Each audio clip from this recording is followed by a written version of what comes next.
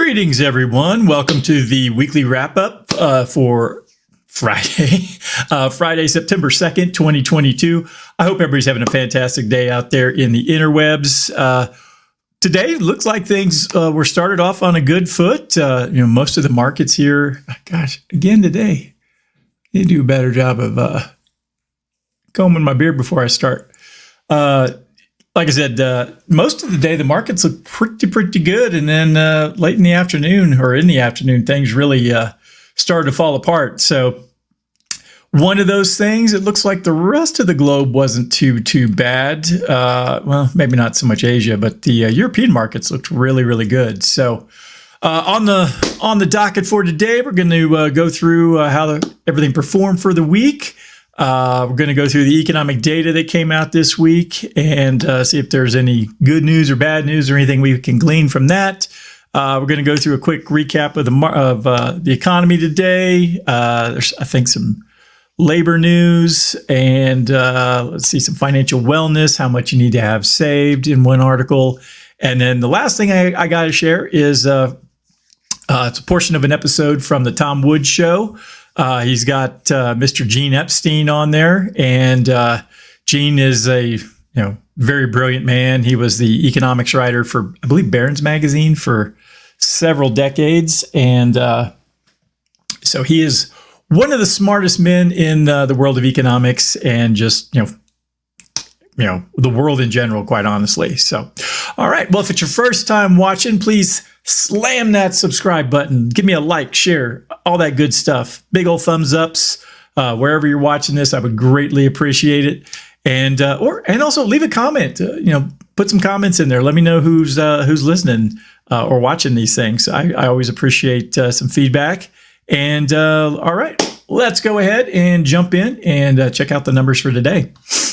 Dow Jones finished the day down 1.07% or 337 points at 31,318. S&P 500 was down 1.07% also, closed at 3924. NASDAQ down 1.31%, closed at 11,630. Small caps were down 0.81%. The VIX down 0.35, which is a little odd because usually the VIX is the inverse of the S&P 500 as far as when one goes one direction, it goes the other. The VIX is currently sitting at 2547.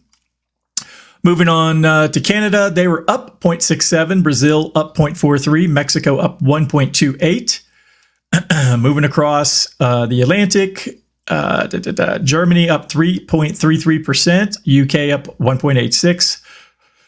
France up 2.21, Euro stocks up 2.54, Netherlands up 1.74, Spain up 1.62, Italy up 2.91, Switzerland up 2.14, and Portugal up 0.72.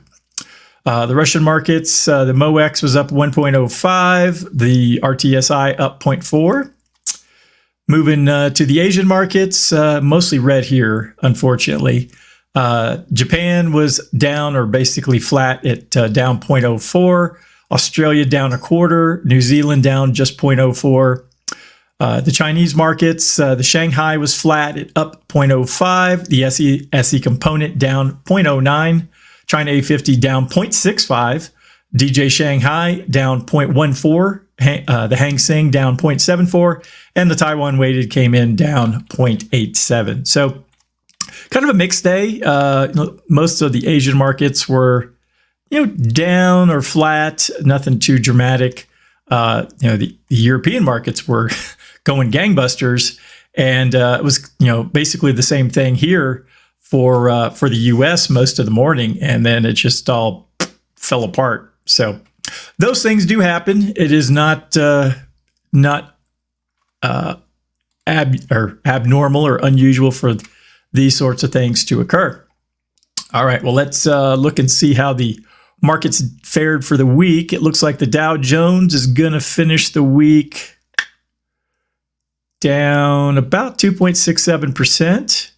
The S&P 500 looks like it's going to come in about down 2.76 also. NASDAQ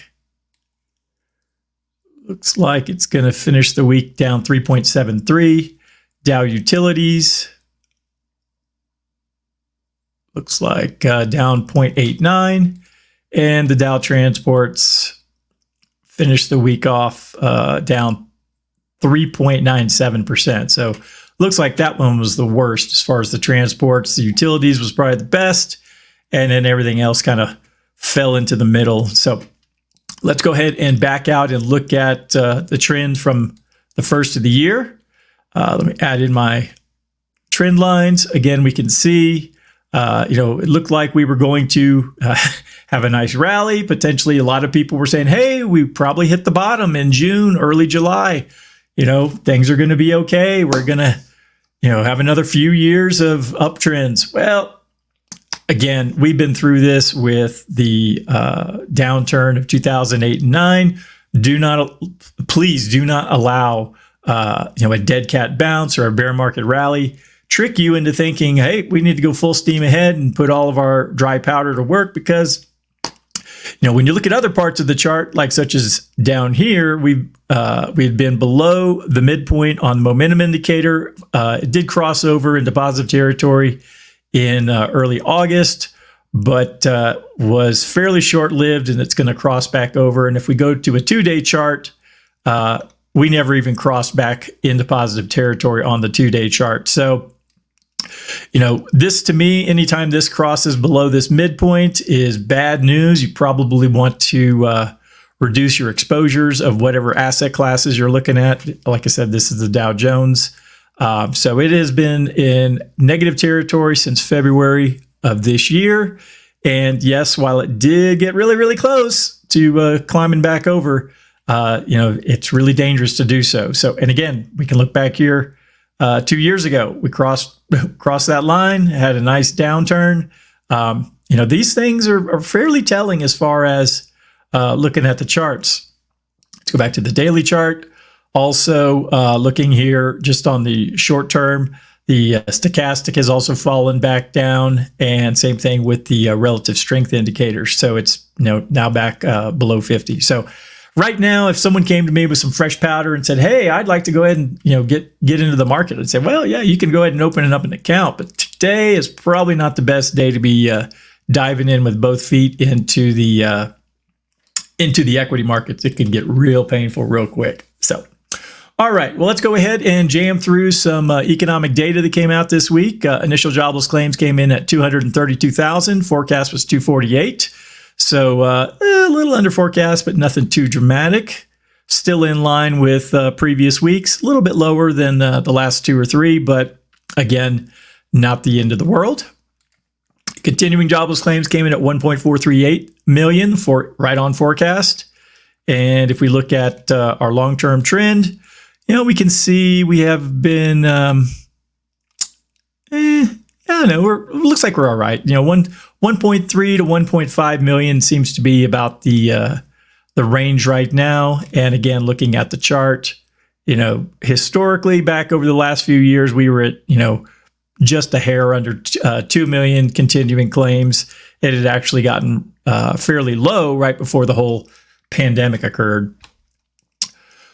Let's see here. Consumer confidence came in at a 103.2. The forecast was a 97.9. So we can see here on the chart, it had been trending down for the last few months. And this is the first month where we've had a sizable increase. So again, we'll see if this trend continues, or is this something more long-term, or is this more of an aberration? The job openings and labor turnover survey job report came in at 11.239 million. Forecast was 10.475. So there were a lot more jobs available than that were anticipated by the forecast. Again, you can see here the chart. We kind of peaked here. What month was that? May. And it had been trending down for June, July, and August. So this is the first month where we've seen an uptrend again. ADP non-farm employment change grew by 132,000. Forecast was 300,000. So not great, but it is what it is. Non-farm payrolls we haven't had a number close to 500,000 since March, the way it looks. So, but hey, the job market's tight out there. I think a big part of it is you got a lot of people who don't want to work low-skilled jobs. Those are the ones most abundant that are out there. And the employers that are trying to hire those folks are in a pickle because, do I raise my costs or do I raise my what I sell my products for to offset what I'm having to pay a few extra dollars to get someone in the door? I mean, that's a tough thing. I know, people who have never run a business or, ever had to balance a budget or anything like that are going to say, it's just raise minimum wage up to $20 or $30 an hour. What could go wrong? Well, see, the problem is when you're doing you got your QuickBooks open and you're going through all of your expenses and payroll and all that stuff. There has to be some money left over for the company to either, continue to grow the business or to pay out profits to the shareholders. So, it's, companies aren't in the business of just employing people for the sake of them having jobs. ISM Manufacturing Purchasers Managers Index came in at a 52.8. Forecast was 52. Let's see. The previous number was a 52.8 also. So it looks like it stayed level. Looks like we've been fairly level for the last couple of months. Still lower than we were earlier this year and late last year. But again, the wheels have not come off the cart yet. Non-farm payrolls came in at 315,000. The forecast was 300,000. So that number actually came in looking a little better than the previous non-farm employment change. So, all right. The U.S. unemployment rate actually rose to 3.7%. Forecast was 3.5%, and the previous was 3.5%. So just a smidge up. Again, nothing too dramatic. I view unemployment under, 4 or 5% to be pretty much full employment. Granted, if our country was a lot larger, that'd be a lot more people that were actually represented by that number. But from the way I see it, help wanted signs everywhere. You can at least get a crappy job to tide things over until you get that upper management position that Cousin Eddie's holding out for. The U.S. participation rate is 62.4%. Previously was 62.1%, so that did tick up a smidge. As you can see, we are still a bit off from where we were as far as a trend line. We basically were kind of hugging that 63% range prior to COVID, and we have not been able to jump back up here in the last 2 years. Factory orders month over month came in at a negative 1%. The forecast was forecast of a positive 0.2.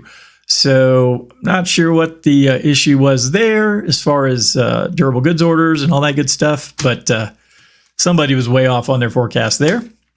The Baker Hughes rig count currently sitting at 596. We were at 605 last week. So for whatever reason, we'd finally gotten up to that 600 number and, tipped back. So who knows, maybe there was a problem, had to take some rigs offline for maintenance. That's not really my wheelhouse. I'm not a roughneck out there in the Permian Basin. But again, we can see looking here at the chart, we are a ways off. I mean, we were, before all this nonsense started, we were at 679, 678.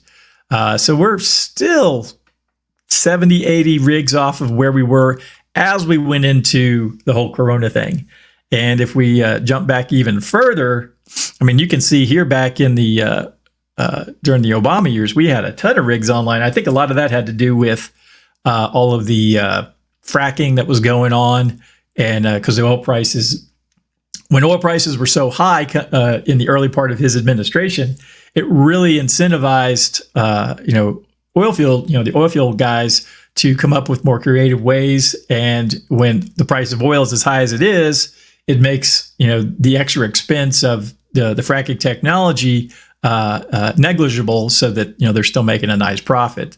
But again, we'll see. I'd like to see personally, I'd like to see us have enough oil that we're able to fuel all of our cars for under $1 a gallon. But we'd also have to do some other things in the meantime, such as,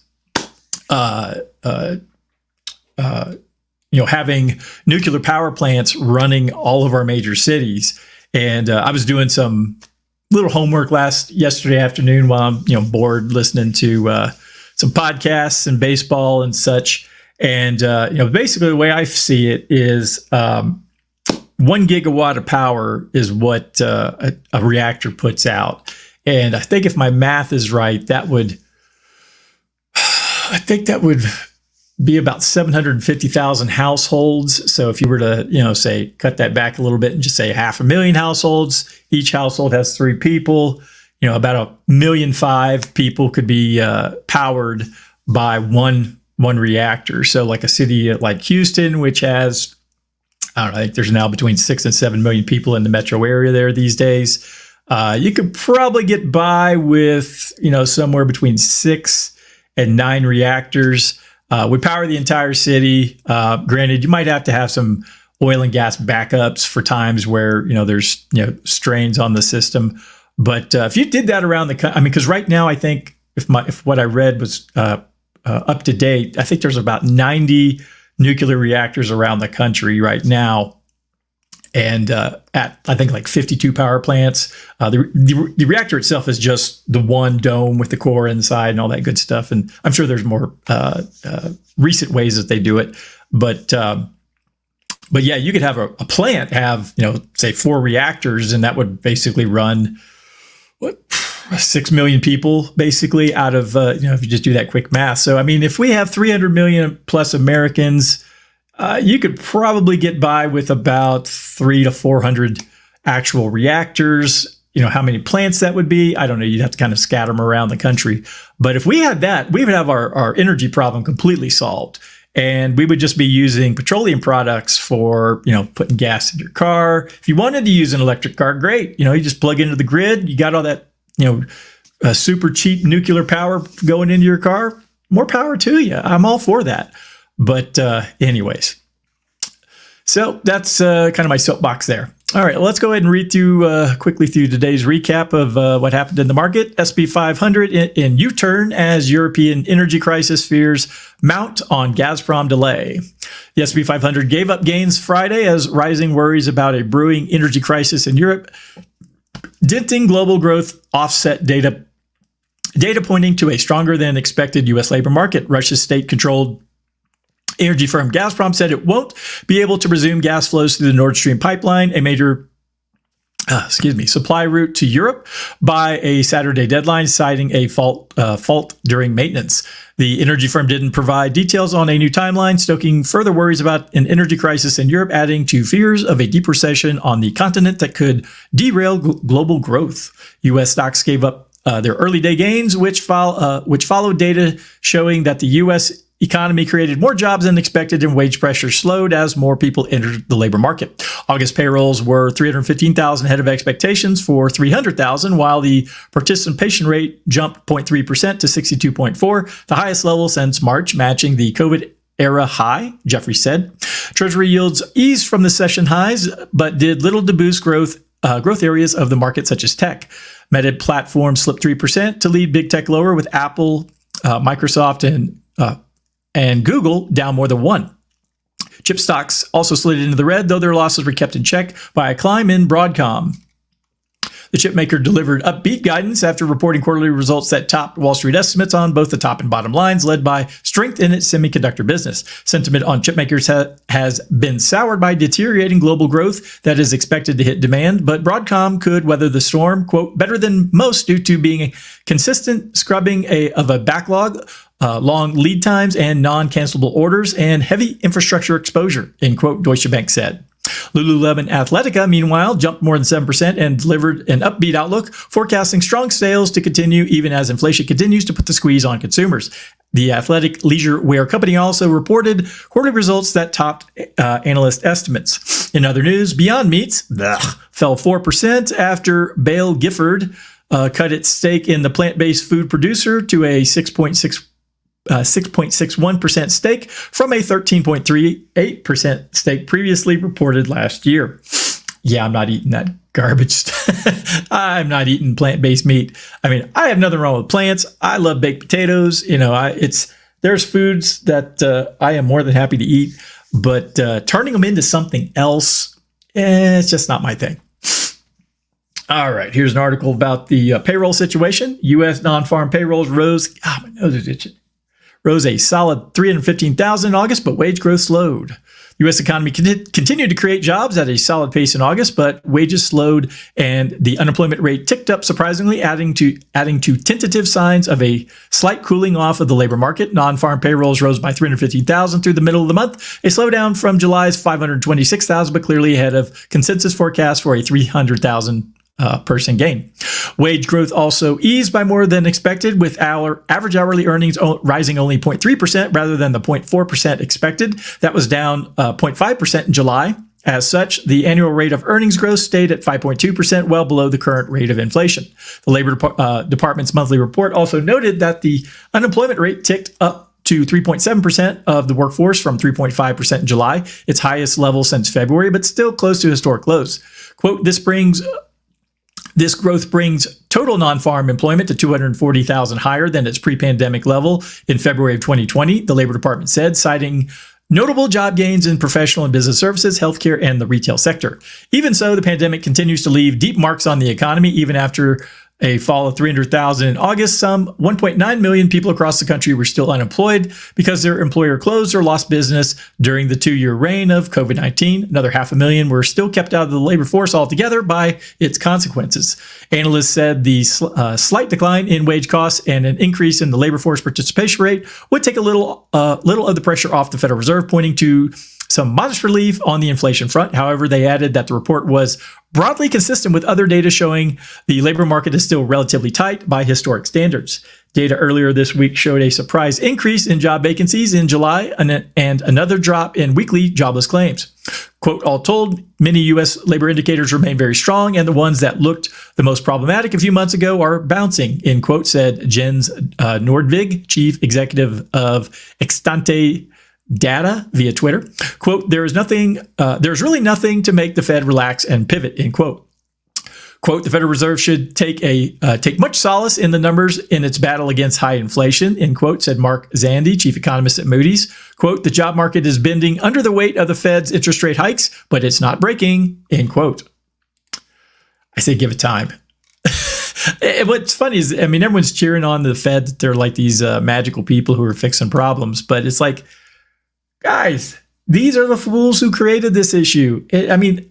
Only government, and I say this all the time, the government will break your leg, sell you a crutch, and then want to thank you out the door. It's amazing.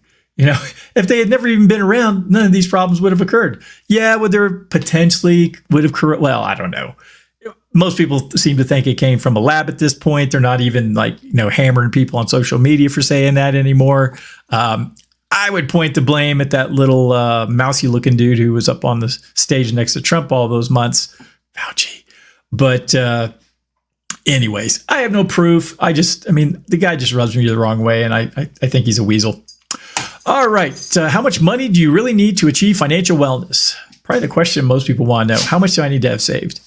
The key to financial wellness may be a cool $500,000, though the factors determining financial stability may be different for each investor and retirement saver. A recent Empower Retirement and Personal Capital survey found that most Americans believe it takes having more than $500,000 in savings to become financially healthy. The survey, conducted by the Harris Poll, interviewed 2,005 people across different age groups, racial and ethnic backgrounds, life stages, and employment sectors to get their views on financial wellness.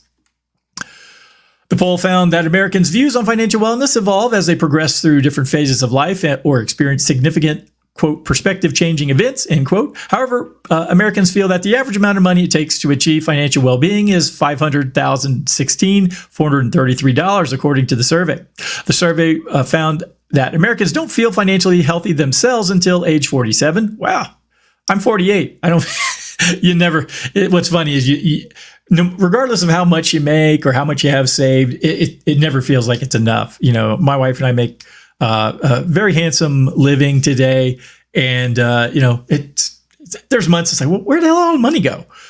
So it happens. And again, that's why sticking to budgets and things like that is a good way to avoid those sorts of problems. Pay yourself first, things like that.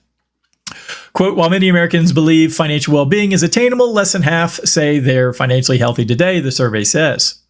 So how does someone actually save $500,000 after starting with next to nothing? Consider a 22-year-old college graduate named Nicole. Despite graduating with minimal debt, she started out with just $100 to invest. Using Smart Assets investment calculator, she could determine exactly how much she'll need in it to invest each year to reach her goal of saving over $500,000 by 47.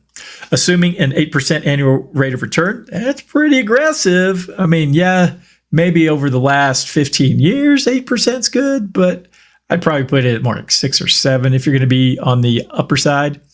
Nicole will need to invest $7,050 a year to have over $516,000 in 25 years. That means next month you'll have to put aside $587 to invest. Nicole's ability to save at that rate, of course, depends on a number of factors, including her income, expenses, her budget, and the cost of living in her area. Of course, not everyone can start investing straight out of college. Tens of billions of Americans are saddled with student loan debt and owe $1.73 trillion in total, according to the educationdata.org. Even if a college student cannot start investing until he pays off his student loans, the person can still achieve the perceived level of financial well-being by age 47 by putting a greater emphasis on his savings. Derek, a 30-year-old college student who just finished paying off his student loans, has less time to invest in Nicole, so he'll need to invest more money every year, starting with just $100 and averaging 8% rate of return. Derek will need to invest $15,300 each year, or $1,275 per month, to have $516,000 saved by age 47. Again, this may be easier said than done, depending on Derek's expenses and earning potential. For many Americans, saving and investing thousands of dollars a year can be daunting. The Empower Retirement and Personal Capital surveys found that nearly 7 in 10 Americans face at least one roadblock in their financial lives, while the average person faces at least 2. Some 27% of respondents in the survey said not getting paid enough is the primary obstacle they face, while 23% said having too many expenses is the main roadblock they all face. All told, 19% of the people said that they are not in a place where I can save. But Americans are willing to take a helping hand. Nearly 80% of respondents said they need assistance optimizing their financial well-being, highlighting the need that financial advisors fill. Of the people, 32% said that they could use help paying off debt, while 30% said they want help building an emergency fund. The survey found that 28% of respondents said they needed help with their investing strategy. Again, all things that people like me can help you with. So if I'm not the guy for you, you find me abrasive and offensive, hey, at least go find somebody who's going to sit down with you, go through your budget, go through your expenses, go through your insurance, how much you're saving on a long-term plan to see if you're actually going to wind up where you want to go. So, all right, well, that's everything I had for that. And then last up, I said I had that interview on the Tom Woods Show for with Gene Epstein. Let me bring up a picture here of Mr. Epstein. Super nice guy. This is me right here. Let me make it a little bit bigger. So this is me. This was at Freedom Fest last summer or summer of 2021 in South Dakota. And this is Mr. Epstein, super nice guy. He gave me 5 or 10 minutes of his time to chat and get a picture. My beard was unruly. I apologize. It was very windy up there. So the beard got a little bit out of control. So anyways, all right. Well, let's go ahead and listen in on this for a few minutes. And we'll may have some comments at the very end. But what they're talking about is how wages are not keeping up with production. And an article we talked about just a minute ago, we talked a little bit about that wages aren't keeping up. Mr. Epstein sees it completely different, and he even gives his reason at the part right about the part where I'm going to stop this. So let's go ahead and listen. I watched your presentation. I've heard you on this subject a little bit before. I know. Yeah, we've discussed it a bit on the show here and there. Yeah. On the subject of labor's share of, national income, however you want to think about it. It's quite, apart from this guy at the Bureau of Economic Analysis, you are really a lone voice on this, because even some libertarian economists have bought into this narrative that, it's a kind of a shame to see labor's not doing so well compared to how it was before. Includes Cato. That's right. But it turns out that, can it really be, Gene, that everybody's missing something? They're all looking at this wrong? Tom, it's looking upsetting that the emperor has no clothes and that I'm the little kid putting this out. Actually, on top of that, as I say, look, I have a gut. This assistant chief economist at the Bureau of Economic Analysis has written a paper on the subject, and he's declared in this paper, peer-reviewed paper, labor share is within its historical range. And so you would think that he knows what he's talking about. I was just a sloppy-ass journalist for many years, and I've got this Austrian stigma on me that I love Murray Rothbard, so who's going to believe me? But you'd think that the guy who's an assistant chief economist at a place that issues the numbers knows the numbers well. But between you and me, it seems like he wants to keep a low profile. He's got the paper out, but he doesn't want to contradict anybody. And I hope you recognize that I went through the textbook on this subject. I quoted the definition of national income. I just basically harped on these simple facts of the matter by quoting from the handbook of the Bureau of Economic Analysis that, to my amazement, prestigious economists from mainstream universities are constantly claiming this point that labor share is in the toilet, as we'd like to say. They latch upon all kinds of crazy reasons for it, and none of them make any sense because the punchline is that labor share, hopefully we're going to define what we mean by it, is actually a little higher than it was in the 1950s and 60s. In other words, it's a little higher than it was in the glory days for progressives when unions were strong and when all these awful corporations weren't really around, that competition from abroad was minuscule, productivity was rising quickly. So all good things were happening, and yet labor share has actually recently been doing a little bit better than in those glory days. So all I can do is plead that I did spend 26 years covering the numbers, so I probably learned a little bit more about the numbers than they did. I spoke a lot to the people at these agencies to find out how the numbers work. So I can only plead with you, Tom, to say that I'm right and they're wrong. Okay. Yeah. By the way, I feel like if there could be a tagline of the Tom Woods Show, other than the thing about 3x5 cards, it would be "I'm right and they're wrong." So you're in good company, Gene. That is kind of the way I look at things. Well, thanks. Tom, exactly. You two are an outlier, so you're willing to listen to a guy like me. Thanks very much. So let's start with, obviously people can't see anything. I'm just going to have you imagine in your mind a graph that's plotting, I guess, people's monetary compensation against productivity. Yeah.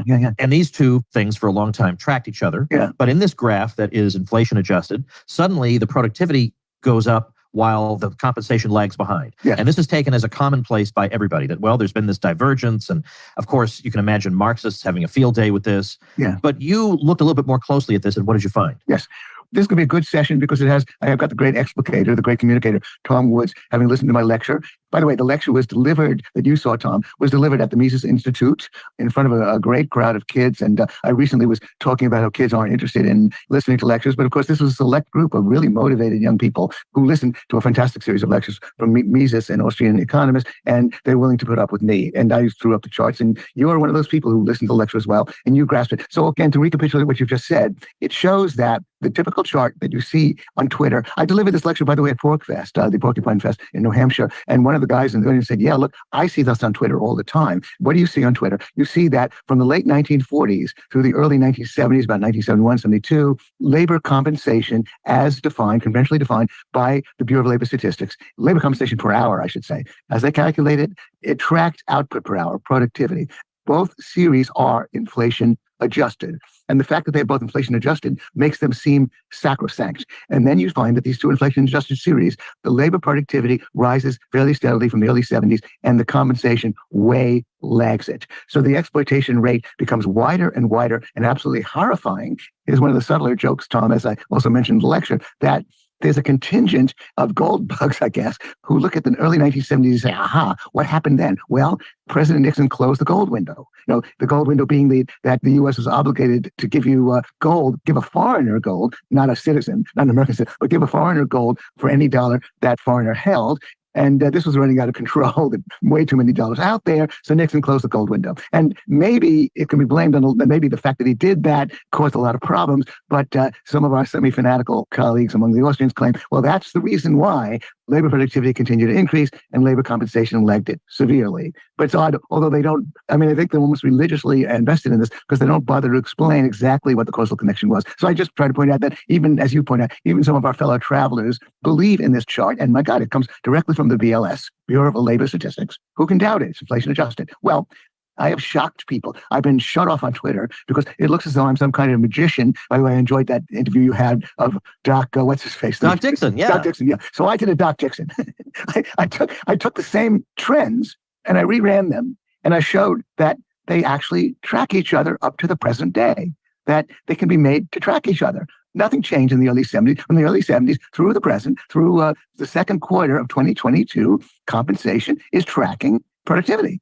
And then I said dramatically, how did I do this? What was my conjuring trick? Well, I just took the price indexes out of it. I took the price indexes out of it and rendered them in what is known as nominal dollars. Then I point out, well, this isn't such an awful thing to do, right? It's not so unorthodox because after all, labor is paid in nominal dollars. Business calculates its gains in nominal dollars. Business sells its goods in nominal dollars. It all happens in nominal dollars. And any mainstream economist will tell you, you line up a nominal with a nominal over a trend, and you get a real trend. You divide a nominal by a nominal, you get a real trend. That's another handy way of tracking the numbers. But then the real question is, why does the nominal dollar trend, which is perfectly valid, look so much different from the inflation-adjusted trend? It's because, as I put it wryly, because the Bureau of Labor Statistics was keeping two sets of books. The Bureau of Labor Statistics is deflating the compensation by the consumer price index, and it's deflating the output by the implicit price deflator, is what it's called. Now, then I show. All right, that's about enough for that. So the entire interview is linked in the show notes. So if you want to listen to the rest of it, it's about I guess about 46 minutes long. If you listen to it at regular speed, that was at 1 1/4. I usually listen to Tom at 1 1/2 on my podcast app. So, but anyways, so let's close that. So, all right. Well, that's everything I had for today. So definitely some good information there from Mr. Epstein and Mr. Woods. I would recommend to anyone follow the Tom Woods Show, whether or not you watch it on YouTube or any of the other social media sites out there. You go to tomwoods.com, and he's got his entire library of podcasts going back. Well, this one's 2193, and it was from a couple of days ago. But yeah, I have learned so much from this man. I could never repay him. I mean, I am a subscriber to some of his stuff. But, what I get as far as knowledge and entertainment and everything else is unmatched. So, all right. We went a little long this week or today. I apologize, but that was definitely a good interview. Anytime Mr. Epstein's on somewhere, it's always worth listening to. So, but if anyone needs anything from me, please go to dsafinancialgroup.com. All my contact information's there. We'll not probably have a broadcast on Monday, being that it is Labor Day, and I'll be probably watching football or baseball or, just being lazy. And, well, my wife has some chores. She wants to clean the house and all that good stuff. Hey, that's fun. All right. Well, if anyone needs anything from me, please go to dsafinancialgroup.com. Otherwise, I'll see you back on Monday with the weekly economic update. Have a good one. Bye.